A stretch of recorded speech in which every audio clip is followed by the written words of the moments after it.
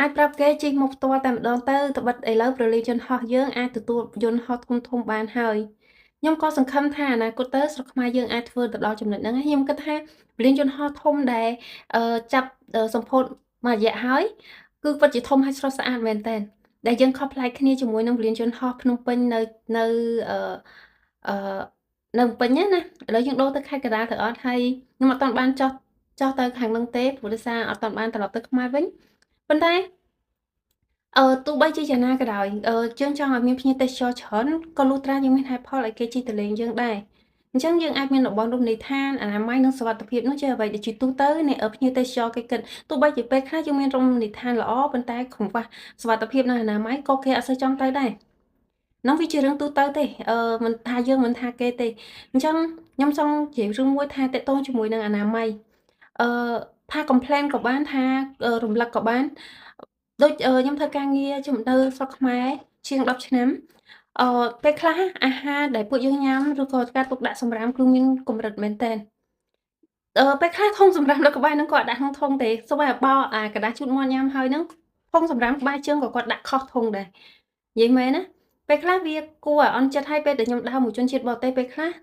ខ្ញុំធ្វើការមួយអង្គការផ្សេងៗដែលជាជនជាតិបរទេសមកពីអឺរ៉ុបអីអញ្ចឹងណា គាត់គាត់សួរខ្ញុំថាហេតុអីបានជាមិនចោលតែធំពេលខ្លះខ្ញុំយើងនិយាយថាបើសិនជានៅតំបន់នោះវាអត់មានធំសម្រាប់កាហេចុះពេលខ្លះគឺអត់អនាម័យមែនតើហើយអានេះមិនមែនរដ្ឋាភិបាលឬក៏បុគ្គលិករដ្ឋ